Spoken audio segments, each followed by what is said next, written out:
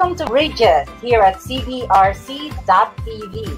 Good morning, good afternoon, good evening to all our viewers around the world. Hi, good evening, Dr. Evelyn Songko at sa mga viewers ng ating Bridges. Good morning, good afternoon, good evening. And hello, good evening, good morning, or good afternoon to our viewers on Bridges here on cbrc.tv.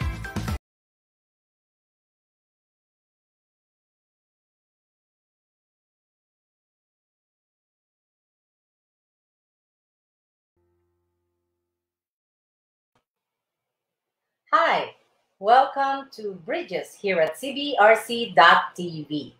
Good evening to all our viewers here in the Philippines and to our viewers around the world. Good morning or good afternoon. At of course, sa lahat ng Pilipino sa mundo, maligayang araw ng kaarawan dahil kahapon po ay Independence Day. Now, this show is brought to you by DCTV Cable Network of Legazpi, owned and operated by Mr. Richard Calleja. This is Evelyn Songko, and with me is Topi Tejano, an alumnus of the UST College of Commerce. Hi, Topi. Hello. Hi, ma'am.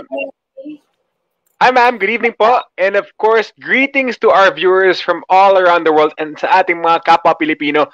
Happy Independence Day. Wow, yes, of course, no? At meron tayong isi-celebrate sa susunod naman na linggo, no?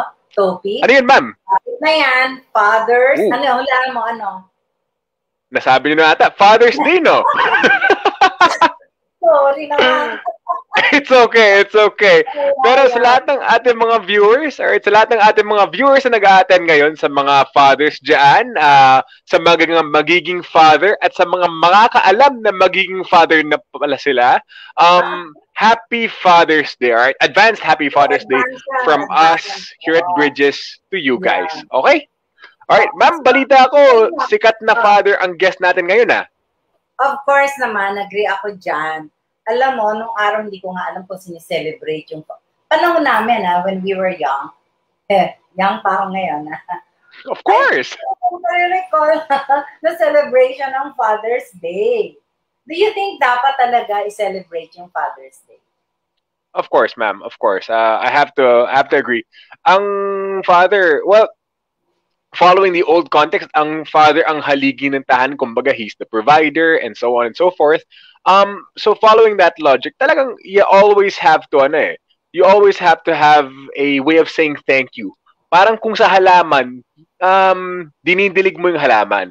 But nowadays, syempre, the concept of a father, it's changed with single parenthood and all other family concepts. But still, the idea of just saying thank you is always important. Yeah, that's true, that's true. Kaya ang ganda ng poster natin, ano? Yung father na nakayakap dun sa dalawang anak. Ay, nakakatuwa ngayon, diba? Totoo, ma'am, totoo. That's right. Nakakatuwa yun. And of course, that's why tonight, para lang mas makapag-prepare yung ating mga pamilya, yung mga anak, tonight pag-uusapan natin isang bagay, no? Yung Father's Day. Kaya nga ang ating guest ay isang magaling na tatay. Siyempre, tumasinong tatay ito, diba? Or would you like to introduce him na, Topi? Sure, my pleasure and honor, ma'am.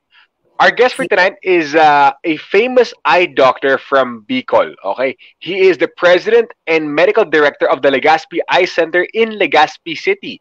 Aside from that, he's also been actively involved in several professional and social civic organizations.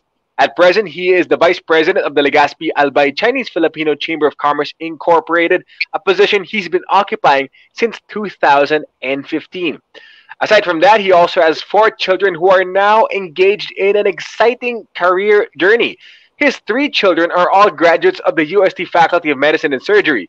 Rachel, the eldest, graduated magna cum laude and specializes in pediatric ophthalmology at the Johns Hopkins University. Riza, the second daughter, graduated cum laude and specializes in dermatopathology at the University of California, San Francisco.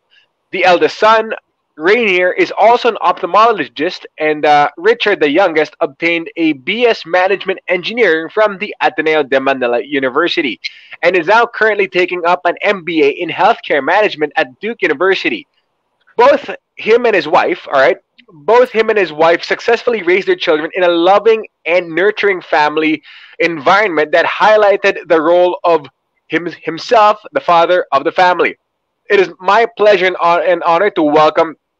It is my pleasure and honor to present our guest for today. Please welcome on screen Dr. Rolio Milante. Hi, Doc. Good evening.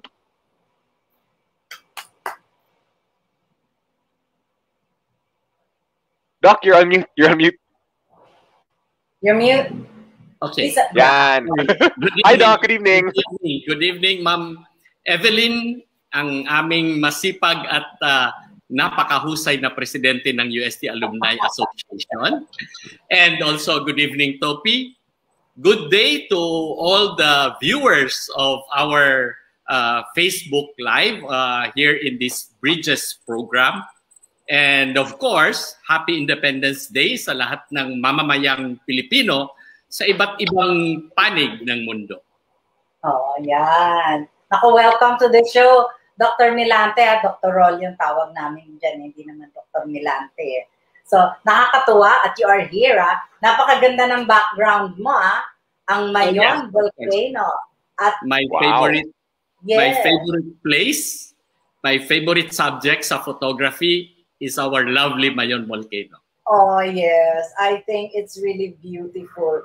Talagang magnificent siya. Kaya lang syempre laging may bagyo, no, sa inyo. Kamusta naman yung mga bagyo dyan? Recently, nagkaroon ka ng bagyo, di ba? Opo, last month, one of the, well, maswerte naman po at dumaplis. Hindi naman kami tinamaan hindi naman kami napuruhan itong tropical depression Dante. Nagkaroon lang ng mga pagbaha sa iba't ibang lugar, pero hindi siya kasing lakas ng mga dumaang bagyo last year.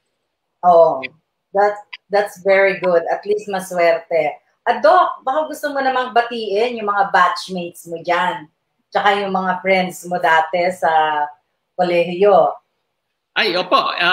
Siyempre, kailangan ko munang batiin ang ating mga kasamahan na Tomasino dito sa Bicol. Ang mga Tomasinong Bicolano, marami po sa kanilang nanonood ngayon.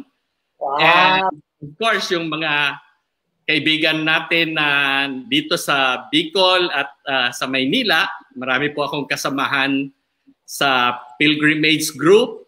At of course, ang aking mga classmates, kaklase sa UST Medicine Batch 1986. Ang dami mo. Alam ko, sikat na sikat ka, Doc, ha? Kaya ang dami natin mong mga friends. Well, anyway, Doc, alam mo kung ano yung amin talagang reason ba't ka namin in-invite. Dahil idol ka namin.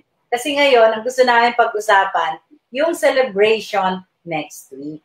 Yung Father's Day. Alam mo, pag-usapan natin yung papel na ginagampanan ng mga tatay sa tahanan, sa pamilya. Diyan ba sa Bicol, paano ba ang celebration ng Father's Day dyan? Marami rin nagse-celebrate ng, kasi naalala ko ng panahon namin, walang ganun eh. So, pero, trend na rin yan, even sa Bicol. Of course, ma'am. Of course. Well, ako rin, nung panahon ko, nung bata ako, wala pang Father's Day noon. And, well, except dahil ngayon sa panahon ng pandemya, mahirap siyempre magsama-sama at lumabas. Pero nung mga nakaraang taon, kapag Father's Day, siyempre punuan ang mga restaurants dahil lumalabas yung buong pamilya para kumain. Yan naman usually sa tingin ko ang weakness ng mga fathers pagkain. Yeah. Weakness mo rin yan, Topi, no? Diba? Of course, ma'am. Kahit sino naman talaga, ma'am. I mean, like, with me, I do fitness. I do fitness 7 days of the week, pero like itong Sunday na to, this is the day to enjoy, relax. It's a perfect time to celebrate. And speaking of which, Doc, tanong ko na lang din. By the way, advance Happy Father's Day. Pero Doc, let's talk about you and your father. What were the memories you had with him, and what were the happy memories you had with him, and how did you guys celebrate Father's Day with him? Well, yung nawala ang father ko, wala pang Father's Day talaga noon. And that was in the early 1990s. Pero sa tingin ko, kung nandito pa siya ngayon, we would definitely be visiting him, me and my brothers and sisters and all the families. Well, my father, dahil nga isang Chinese businessman ang papa ko, medyo hindi siya very expressive na tao. May pagka-stricto, medyo disciplinarian. Pero ang papa ko is a very, very masipag at very humble na tao. Kilala siya dito sa aming bayan sa pagiging very humble. Kasi madalas siyang nakikita sa labas na naka-shorts, naka-chinelas, at nagbibisikleta lang. In fact, nung umuwi ako dito, bilang isang doktor, binigyan niya ako ng pambili ng kotse. Minsan nakasakay ako sa kotse at bumagal ako. Sabi ng wife ko na nasa tabi ko, ba't bumagal ka? Sabi ko, hindi natin pwedeng overtaken yang nasa unahan na nagbibisikleta. So nung nakita niya yung papa ko yun. But really, he's a very, very simple person. Very wonderful indeed. Pero Doc, ano po ang importanteng natutunan niyo sa inyong father? Oh well, ang isang bagay syempre is being a responsible head of the family. Maging responsable tayo, maging masipag, at yun nga, ang talagang malaking impact sa akin is yung humility niya. Yung pagiging very, very humble niya. And also, yung kanyang pagbibigay ng napakalaking importansya sa education. Alam mo, sila kasi, hindi naman sila talaga nakapag-aral nung panahon nila. My father was an immigrant from China when he was only 18 years old, and he already worked here. And then nung nagkaroon siya ng sarili niyang negosyo dito sa Legazpi, ang narinig ko, kumuha siya ng tutor para turuan siyang magbasa o at least makapagbasa at makapagsalita ng mga local dialect dito. Nakakatuwa pala yan.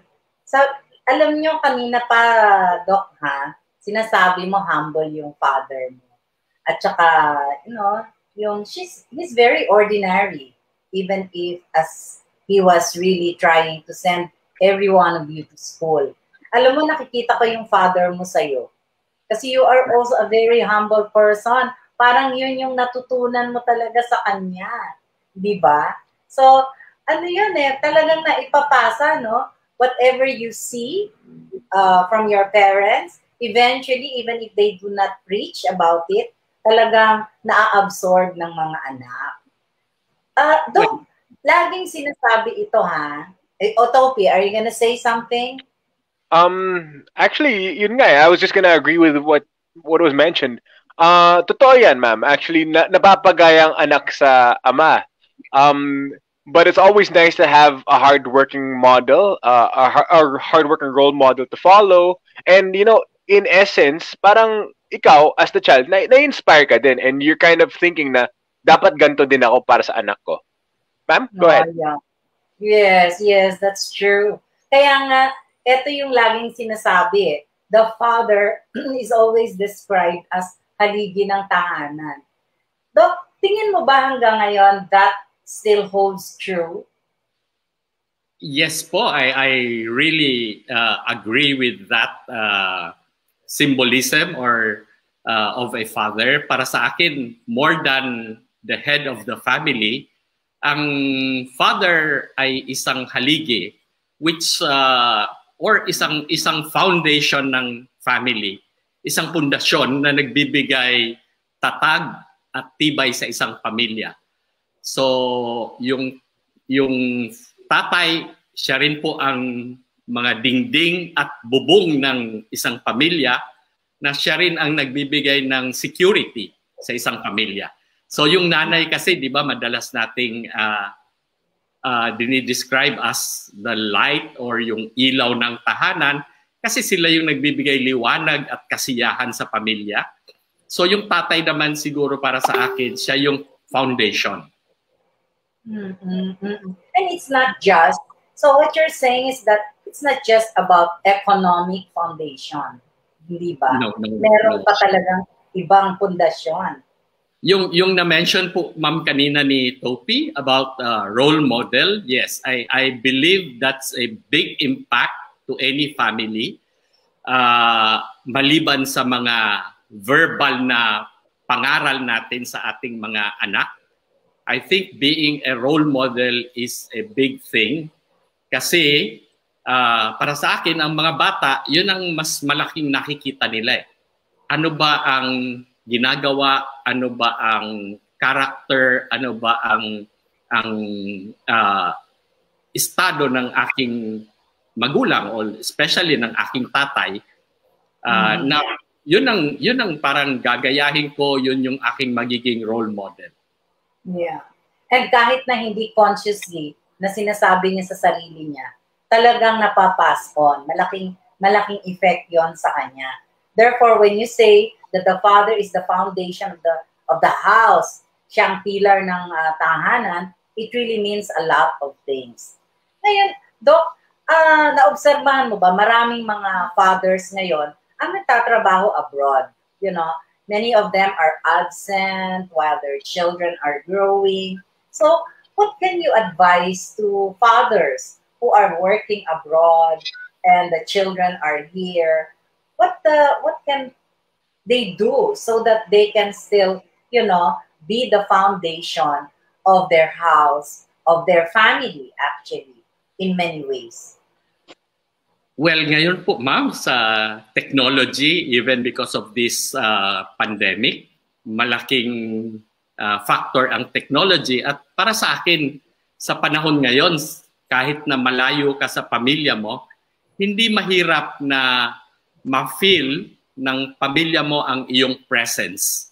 So, siguro doon sa, I'm sure, doon sa mga nagtatrabaho na malayo sa kanilang pamilya, madalas naman nilang pwedeng tawagan, hindi lang ngayon sa telepono o hindi lang boses ang naririnig, kundi buong mukha, buong paligid, nakikita na ngayon eh. I mean, you can practically be everywhere. Yeah, diba? Yeah. So para sa akin hindi mahirap 'yon. So kailangan siguro sa mga tatay na nasa malayo ay kailangan nila palaging iparamdam at ang kanilang presence sa family. And dahil ngayon, siyempre kailangan din silang maging responsable. They have to show their support in all aspects, not only economics, but of course yung mga psychological support, yung kanilang moral support sa kanilang mga pamilya. Yeah. Doc Rolly, alam ko nagkaroon ka na ng isang anak, si Rachel, na meron ng anak. So, ikaw ay lolo na ngayon. Diba? Yes po, ma'am. Happy lolo. Happy lolo. And so, your being foundation, does it extend to the apos? Does it expand? Well, I believe even the apo will eventually learn. Alam nyo, napansin ko rin yan sa bata eh. Itong mga maliliit na bata, kahit kausapin mo sila, hindi naman nila naiintindihan yung gusto mong sabihin eh. Pero nakikita mo sa kanila na ginagaya nila parate yung mga ginagawa ng magulang nila, siguro ng lolo-lola. So, yun yung para sa akin ang mas malaking epekto ng isang tatay o ng isang magulang sa mga anak nila. Yung pagiging modelo, yung being a good example to them. More than what we are talking, what we are saying, more than yung mga sinasabi nating pangaral. Kasi marami tayong naririnig na, ay, hindi naman po ako nagkulang sa pangaral dyan eh. Pero more than that, for me, it's really being the model, the person that they see in you. Yeah. So, yeah. Actually, may sinasabi nga si Dr. Carl, sabi niya, connection, compassion, and communication. Do you agree, Dr. Yes. Rolly? Yes po, very much agree. Connection is, you'll always have to be present. Hindi na, sabi ko nga, hindi sa technology ngayon, hindi mahirap mag-contact kahit sino. Hindi na mahal, hindi nung kagaya nung panahon natin, ma'am, na napakamahal mag-long distance call. Boses lang, putol-putol pa. Ngayon, with internet, you're everywhere.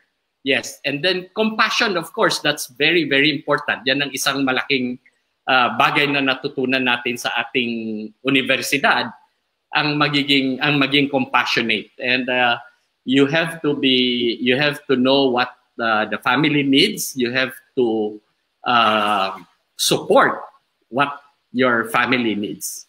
Yes, and then of course the commitment, being a responsible father, being a responsible head of the family. And communication is really very important, no? And we communicate in different ways, actually. We communicate by words, we communicate by the letters probably, or the text probably. No? Napakaganda nung sinabi mo na presence, and the two of you, of Dr. Carl, pero kayo nang iniisip, no? Presence. Connection is really presence. At ang presence, hindi lang siya basta na nakita ka physically. At times, you are there, you're not even talking, but you are present in the life, no? Yun yung napakagandang isipin na ang tatay ay foundation at siya ay presente sa buhay ng kanyang mga anak. Napakaganda ng example. Oh. Yes, Topi, you want to say something? Yeah. Actually, one of the things I mentioned, I noticed nga naman, totoo, you know, technology is a blessing in disguise with what's going on. Like, malaking baging technology, because I remember dati nung maliliit pa kami, when we would call our relatives abroad, pupunta pa kami sa office sa Manila kasi mas mura tumawag doon by like half a peso or something. So like maliit na fraction, pero in essence mas madali na ngayon, you know. The internet has done a great way of bridging people together, literally speaking, and that's a great thing, you know. That's a great thing. People are able to do so many things, and one of the things I noticed is one of the things I was thinking about is that imagine if this pandemic happened pre-technology, mas mahirap gawin yung mga bagay na ginagawa natin ngayon. And you know, this could be for anything, but of course, you know, as much as we're enjoying it for our work, we should also be able to enjoy it for our family, and that's the benefits of being able to connect with everybody. All right, and the benefits of technology. Pero Doc Rolyo, if I may ask our next question, Doc, ano po ba ang maipapayo nyo sa mga bagong tatay, sa mga magiging tatay, and of course, doon na rin sa malalaman pa lang nila na magiging tatay na rin sila? Go ahead, Doc. Well, it will still be the same. Yun nga, maging responsable tayo. Kumbaga, yung we have to put in mind and in heart yung pagiging good example natin para sa mga anak natin or sa mga magiging anak natin. Right, kagaya ng sinabi ko nga kanina, yung apo ko, napapansin ko na ginagaya niya yung ginagaya niya yung mga facial expression namin sa paligid niya. So, sa ganung bagay kasi natututo ang mga bata eh. Yung role modeling. So kung ikaw ay magiging tatay na ngayon, it is really, for me, it is really very important that you'd be a good role model to your children. Yeah. And then of course, yung mga babies, no, niyayakap pa lang. Yung mga maliliit na bata, niyayakap pa lang. You know, you cuddle them and they can feel the love of the father or the love of the mother. Pagka lumalaki yung yung bata o baby pa lang yung bata, tulungan din ba yun, Doc Rolio? Do you help in, taking care of the baby? Kasi nung araw, para ang isang pang-babae lang yan. But is that really true? Well, ganito ma'am. Of all my 4 children, ako po ang nag-toilet train sa kanila lahat nung baby pa sila. Oh. Kasi nga, doktor ako, sanay akong gumising ng hating gabi, it doesn't matter. So, yun yung way ko rin na para tulungan yung wife ko kasi the whole day, siya naman yung nagbabantay sa mga bata. Ako ay nasa ospital, nagtatrabaho. Although nagtatrabaho din yung wife ko, pero yung place of work niya ay doon lang sa baba ng bahay. So, nakikita niya yung mga bata. So, sa gabi, yun ang role, yun ang trabaho ko. Gumising for their toilet needs. And yun yung sinasabi ko sa mga anak ko. Alam niyo ba, lahat toilet train sa inyo. And then, of course, aside from that, may mga tatay ngayon, gaya ng aking manugang, na magaling magluto. Well, araw-araw, he prepares all the food for the baby. Yun. So, malaking bagay po yung pagtulungan. It binds the family. And I believe the babies feel that. The babies know what is happening in the family environment. Yes, yes. At dun sa family environment na yun, Doc, malaki dapat yung role nung tatay. Kasi nararamdaman di ba? Yung role ng tatay. Parang nakikita ko dun sa ginawa ninyo, doktora, ay partner talaga kayo. Partner kayong dalawa. Kung siya yung ilaw, ikaw talaga yung haligi. At yun talagang pinag-preparean mo, at ginampanan mo. Meron dong sense of commitment. Nakakatuwa naman talaga yun. Topi, anong masasabi mo? Actually, one of the things I noticed, aside from commitment, nakakatuwa na, yun nga, nagkakapalitan ng roles Dati kung iisipin mo na kailangan yung misis parati nagluluto, this time, pati manugang ni Doc Rolio, siya na ang nagluluto, yung lalaki, if I'm not mistaken. And, even Doc Rolio being the one to change the diapers instead of Dr. Rosita, his wife. So it's very impressive to see how the dynamic was built, and it's all under the goal of making sure that the family is all together. Doc, if I may ask though, I believe you and your family have many happy moments. Tanong ko na lang din, how did you teach your children to be very strong and independent? Go ahead, Doc. Well, maswerte rin ako because I have children who are very very independent-minded, very driven. So sa tingin ko yung independence, may bagay din siguro yung aming set up before or until now, because kahit po nung nag-practice na ako ng aking profession dito sa Bicol, I would spend a week or a few days in Manila every other week since they were kids. And so they are left with my wife, and lalo na yung mga older, yung ate, si Rachel and Risa, they would take care of their younger brothers. And pagka nagtatrabaho kami ng aming asawa, parang binibilinan or pinagbibilinan namin sila to do things or household chores doon sa bahay. So, yun yung isang way siguro na pwede mo silang ma-impart na maging responsible, maging independent. And then nung high school na itong mga anak ko, nilipat ko sila sa Naga dahil dito sila nag-elementary sa Legazpi. Then I transferred them to a Catholic school in Naga.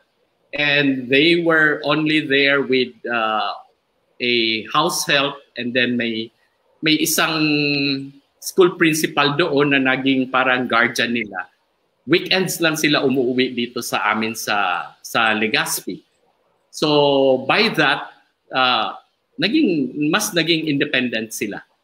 dahil siyempre malayo sa amin, they have to do a lot of things. Kumbaga, tawag-tawag lang sa amin kung may kailangan, but they learn to do a lot by themselves. And kahit nga nung nag-college na sila, nag-med school sila, and even after med school, yung tatlo nag-aral ng kanilang postgraduate sa United States, all on their own. So, yun. Wow. I think these are situations that makes the children more independent and more responsible. Nandun lang tayo, syempre. We should always be there to guide them and to see na maayos lahat. That is so great. Nakakatuwa, di ba, Topi? At least, you know, you develop them to become independent, and that's really a form of discipline. When we say discipline, it's really putting them in a situation where they will grow and where they will glow, actually. Doc, alam ko may mga pictures ka eh. Pwede ba natin yan i-show na ngayon? It's about your family, tama ba? Yes, ma'am. Yes, ma'am. Okay. Sige. Panoorin natin yung mga pictures ng kanyang mga anak, yung mga ginagawa nila. Tignan natin.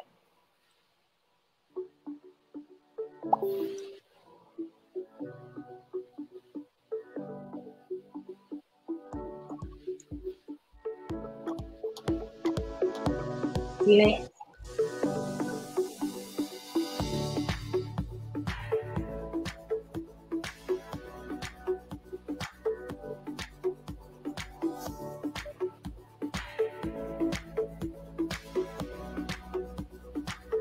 Doc, sino yan? Si Rainier. May alam na rin ba si Rainier, Doc? Si Rainier yung pangatlo, and then si Richard yung bunso. At ito naman, ito. My 80th birthday ng mama ko. Oh. Graduation niya ni Rachel? Nung tapos siya ng diplomate board niya sa ophthalmology. And this one is? Si Riza sa UST. And then si Rainier sa UST Medicine.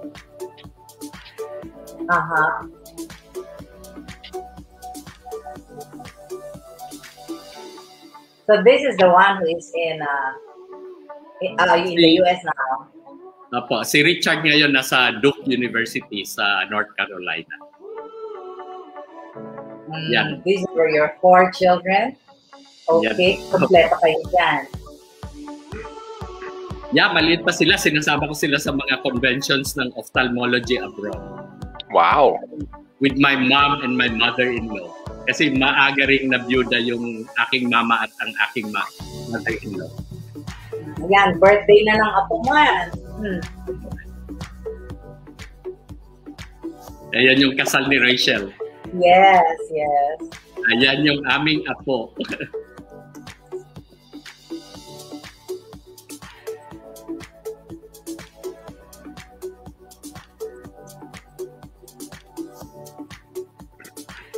Ano ito? Kailan yan, Doc? Yung kasal ni Rachel, ma'am, yun. Last 2 years ago. Yeah. Tomasinong Bicolano. O, diba?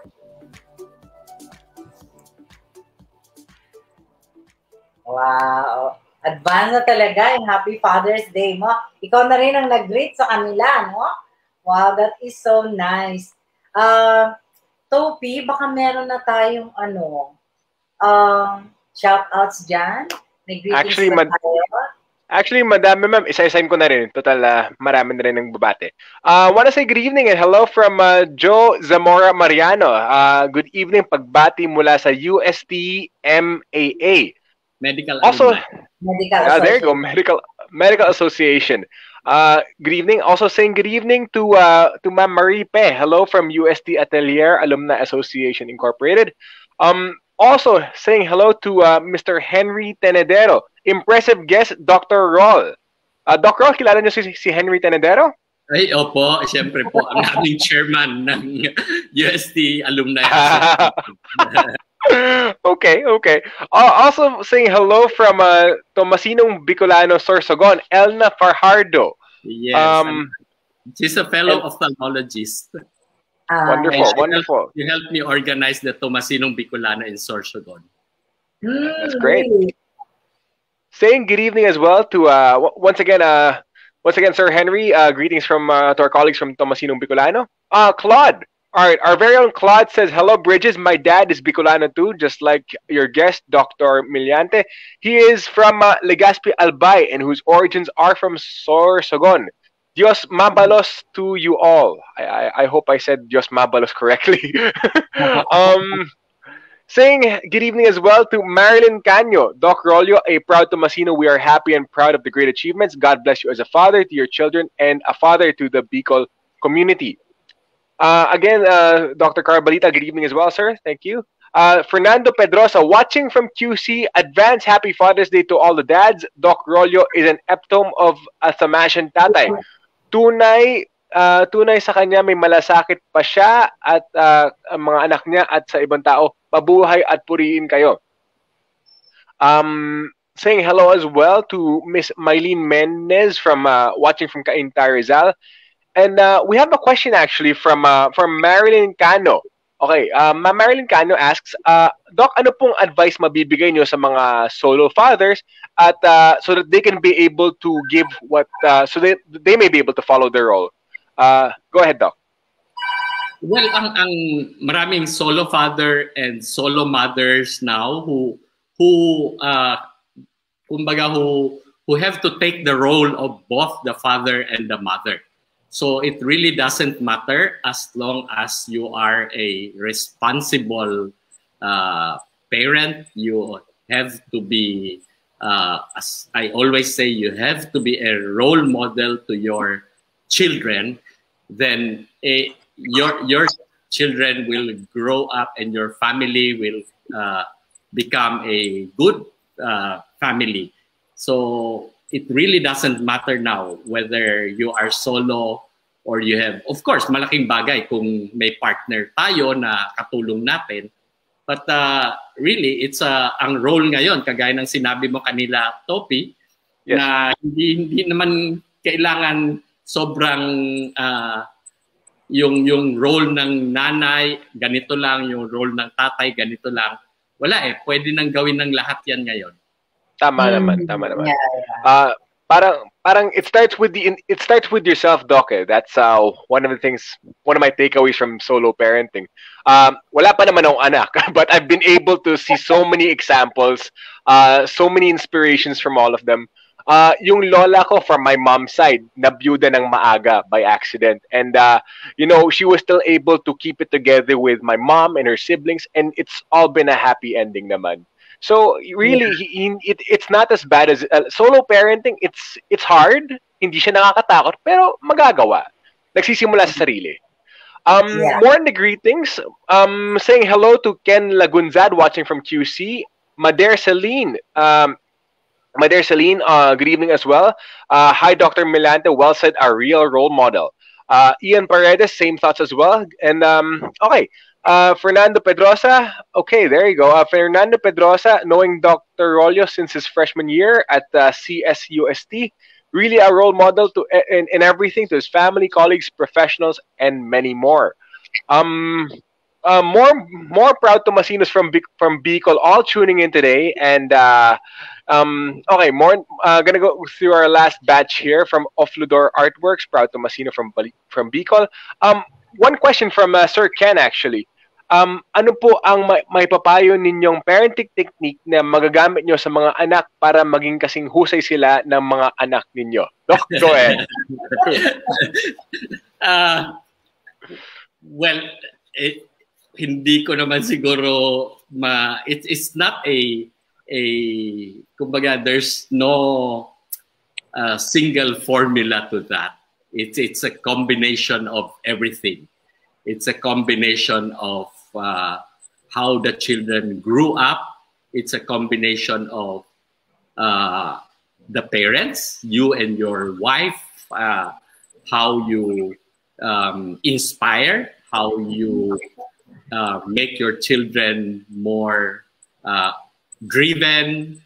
And it's a whole environment, including the children, yung magiging kaibigan nila, yung magiging barkada nila sa eskwelahan. These are all, I believe, these are all factors. So tayo bilang parents, we should always be on top of this. Ako, very, very sensitive ako sa mga ganyan especially nung elementary and high school days ng mga anak ko, na when I see something wrong, I would talk with my wife and then we would try to devise a solution on that. Wala. Mahirap sagutin yung ganong tanong kasi marami pong factor na pwedeng mag-play dyan. But as I always say, the children will look up to you as a model. So, kung ano yung nakikita nila, yun din yung kanilang gagawin. Nako, Doc Rol, palagay ko, kailangan mo na talagang bigyan ng a few final words kasi mukhang konti na lang ang oras natin. You have a minute to say your final message to the fathers, to the family, to the children. So, again, for the fathers, it's always, it will always be important for you to be a model, to be a foundation for the strength of the family, to be responsible in raising your family, responsible in all sense, in providing for your family, in support of your wife especially, to raise the family. Malaking factor yon, being closely and harmoniously together to watch and look after the family. So, ano po ang pinaka takeaway ko as a role model of a responsible father? Oh, thank you very much, Dr. Rolyo, for being with us. Pero, meron kaming surprise para sa'yo. Kahit na konti na lang itong oras natin, meron kaming ipapakita sa'yo. Marami kasing greetings on sayang. Ryan, can we show the video?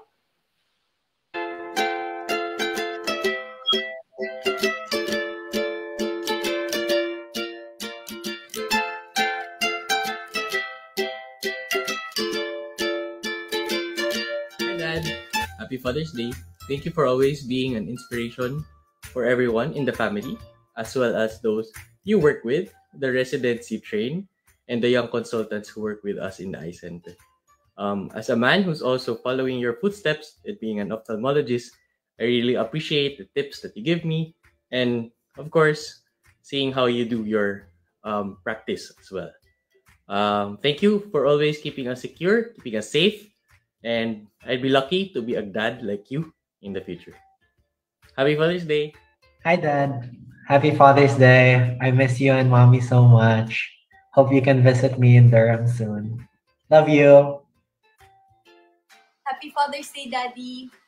Thank you for being a good role model and example to us, both personally and professionally. We hope you enjoyed this little surprise from Tomasinong Tatay. And we love you and see you later. Hi, Dad. Happy Father's Day. This is your first Father's Day as a grandfather, as a Hong Kong. This year, more than ever, I want to let you know how much I appreciate you, how much we appreciate you. Thank you for your understanding, patience, and support to all of us. Thank you especially for always being on the call whenever I do surgery and coming to my rescue every time. I love you. Stay healthy. And see you later. I love you. I love you.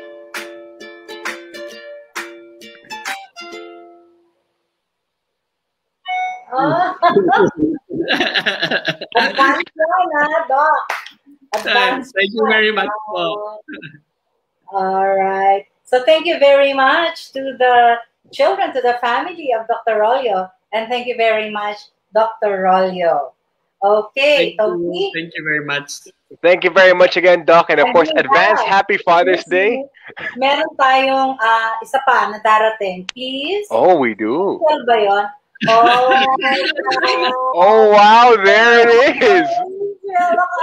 Advance siya. May blowout kayo sa Sunday, sa Father. Thank you, ma'am. Thank you, Toki. Thank you, everybody. Happy Father's Day. Wow, wow. Thank you. Okay, Toki, go ahead. Very one.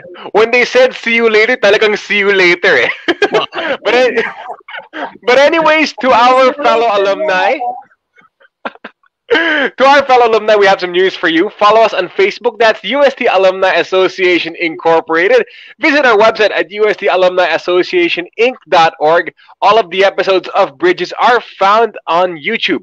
In case you miss any of the episodes, you can just search for our episodes by searching cbrc.tv Bridges on YouTube. Aside from that, we're also inviting you to support our Thamashan Alumni Community Exchange, also known as the TAC Exchange, where our alumni online marketplace where Thamashan sellers and buyers do meet. You can contact us through our Facebook page, and as you can see, that's what the TAC Exchange looks like on our poster to the left. Sa TAC Exchange, meron tayong mga iba-ibang gamit at mga magagandang bagay na available para sa inyong lahat, including a storybook called Cargases. Bukod pa dyan, meron din tayong mga Katingko products, souvenir items, bayong na ginawa po ng ating mga fellow Thamashan alumni, mga Thamashan artists. Bukod pa dyan, meron din tayong mga gallons of alcohol at marami pang iba. Bukod pa dyan, magkakaroon din tayo ng mga advocacy t-shirts to be launched and to be announced online on the Facebook page. Please remember that for every purchase you make from the TAC Exchange, you donate to the UST-AAI Advocacy for Quality Education, Disaster Response, and Environmental Sustainability. This is open to all Thamashans. For those who'd like to purchase these items, you may contact Ms. Ces San Juan at 0917-596-0742. Okay, and watch out for the launching of the UST-AAI Art Competition on Environmental Sustainability. Thank you to Atelier Alumni Association for our beautiful episode poster. You know, the title is Father and Sons, and this was painted by Mr. Rodney Martinez, a graduate of the College of Fine Arts and Design, batch 1964. Thank you so much, Mr. Rodney, for lending us your painting. And thank you to all the officers, members, and volunteers of the UST-AAI. Let's continue dreaming, weaving, believing, and inspiring. Next week, see you again. Meron po tayong Botika sa Paso with Dr. Agnes Castillo. Nabitan kasi tayo last time. Thank you to CBRC administrators and staff. Here at Bridges, we do not build walls, we build connections. Connections of people and knowledge. And here at CBRC, we build bridges of faith, bridges of hope, and bridges of love. Thank you, everyone, for tuning in. Have a great week ahead. Enjoy the rest of the evening. And, of course, mabuhay.